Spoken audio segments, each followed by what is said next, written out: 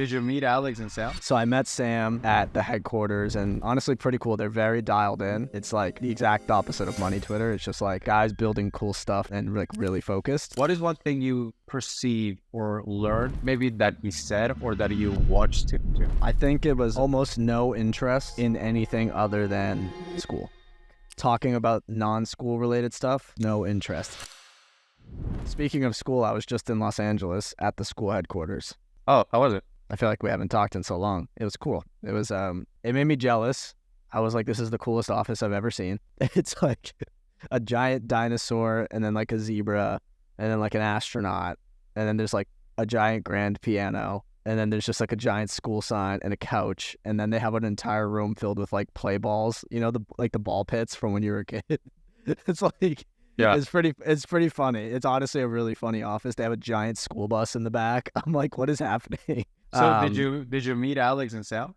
So I met Sam at the headquarters and a couple of the team members there. We had lunch, and honestly, pretty cool. They're very dialed in. It's like the exact opposite of money Twitter. It's just like guys building cool stuff and like really focused, which is really cool to see.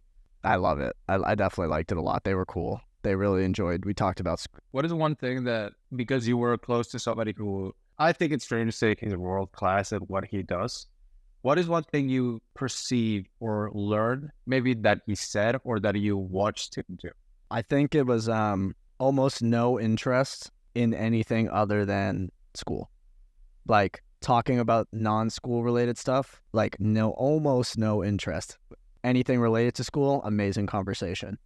So that was one thing, like in terms of just like interest and focus. It isn't like a facade. Like it's actually like that. It just doesn't want to talk about anything else. I think that's part of it. I also think like the dedication to doing the most simple shit. Like it's kind of like you, very simple. Like he wants to keep everything so simple with school, very deliberate. Like you can tell they don't add like so many features to the platform. It's so simple. That's the point. Like the point is that he even asked me, they just added like pixel tracking for ads. And he was asking me, he's like, oh, do you know like this, that, and the other pixel? I'm like, nope. And he goes, see, like they're not going to, like, I don't even know if anyone's going to use it. He like really doesn't want to add features that nobody's going to use. He's because he wants it to be like so simple. So I think simplicity and focus, which is probably good because that's like the theme of this podcast, is definitely something I learned from it, but like at an extreme level, like a level I've never seen before. That makes my heart happy. That makes me smile. I love it. I have that. When people don't talk about the things I'm interested in, like I just turn off. My girlfriend says I make a dog face. I go like, I cannot turn it. Right? But when that happened, how did he transition to speaking about the things he liked? What do you mean?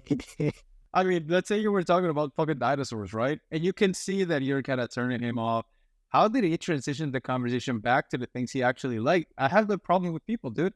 I'm like, I understand soccer is important for you, but I do not want to talk about it. It wasn't him. It was me. I'm a socially aware person, so I can tell when someone's engaged in a conversation. So me personally, I purposely try to steer the conversation to something that I know everyone at the table can enjoy. Maybe that's just like a social awareness thing.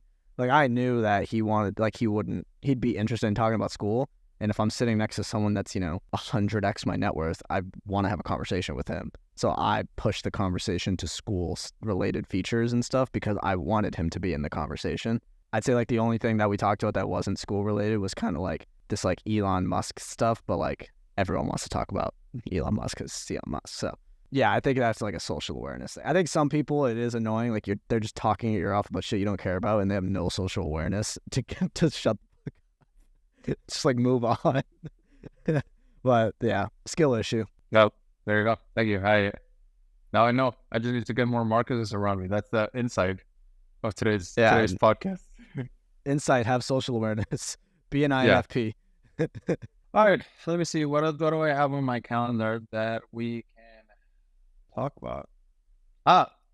Dude, I realized that we often ask every day to people who don't trust us to give us money, yet we don't do that with the people who do. Every day we make offers to people who have never paid us. Yet we never go to our clients and ask them, would you like to pay me more for a different kind of access? We don't do it. As somebody joins or becomes a client and we're like, okay, done. Like, this is how much you're going to pay. But I realized that I don't have to play that game. So here's what I did. I got maybe like 15 people I thought inside Cash Creators. I thought, yeah, you guys, like, you could do way more money than you're currently making. And I crafted up a quick Google Doc with a different offer. Instead of whatever I'm pricing that at the time, this one I priced it to twice as much. And I said, hey, I'm creating this thing. This is the promise. Would you like the invite? Yes. I sent over the Google Doc. By the time I was done, within a week, I had 4 people join on this new offer with 1.4x to double their LTV just from me making an ask. Often we have people that have already given us money, and it's foolish because we don't think about it, but we just don't ask them, hey, would you like something else? So I just thought that was foolish of me and something I wanted to change going forward. If people gave you money already, if people became a client, that doesn't mean they can't become a bigger client. And we leave a lot of money on the table just by not knowing when, what, or even if or whether to ask. We just don't ask. And I think that we should be asking more. You should call that the waiter model or the waitress model. Because like whenever you're at a drive-through, they always say anything else at the end. And I guarantee you that was, or you call it the McDonald's strategy or something, or the drive-through strategy. Because every time you're at a drive-through, they say anything else? Anything else? And I'm like, actually, now that you ask, now that you mention it, I'm going to have this too. And then you pretty much increase your order value by like 20%. I fall into the funnel, man. I fall into the funnel. You know, I was in Cyprus last weekend because I had to go out of Poland to like reset my visa. So I had to get out of the Schengen area. So I saw some options, and Cyprus actually looked really nice. Dude, Cyprus is one of the prettiest countries on earth. Like, it's so beautiful. Crystal clear waters, awesome food. It's an island, right? Insane amounts of cheese. Halloumi cheese. Yeah, it's an island. Dude, it's so good. It's full of cats for some reason as well. But here's the thing. I went to this boat because I wanted to go on a boat, right? I go with my girl. And I was like, okay, so how much is this boat? And they're like, what was it? I don't know. It was a certain fee if you want a captain to go with you.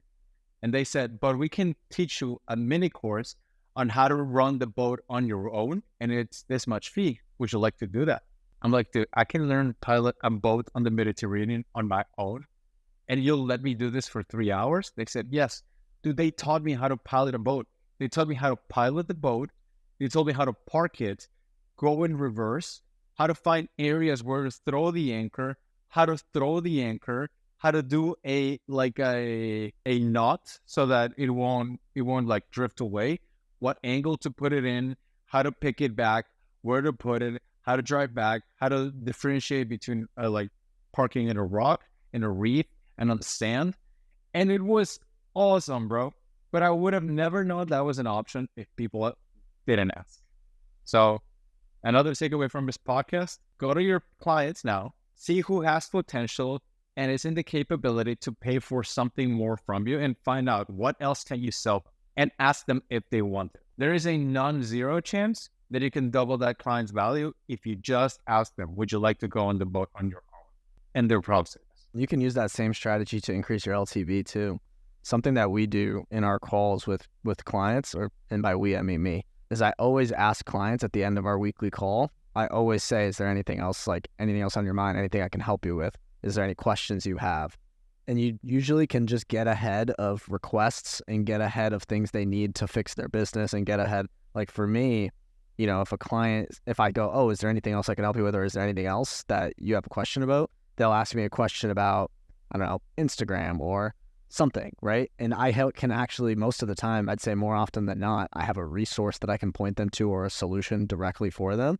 And I basically just add, you know, $1,000, $2,000, $5,000, $10,000 of value by saying, do you have any other questions, or do you have anything else? And naturally, people will stay with me longer. And I'd say more than half of my clients say that one of their favorite things about our service is that we offer more than just our service, is that we offer advice and consulting. So I think you can actually add that to the LTV, even if you're doing weekly group coaching calls or anything like that. Just saying, is there anything else I can help you guys with? Is there anything that's in your business broken? Stuff like that. So not only can you add sales, but you could also add LTV on the back end.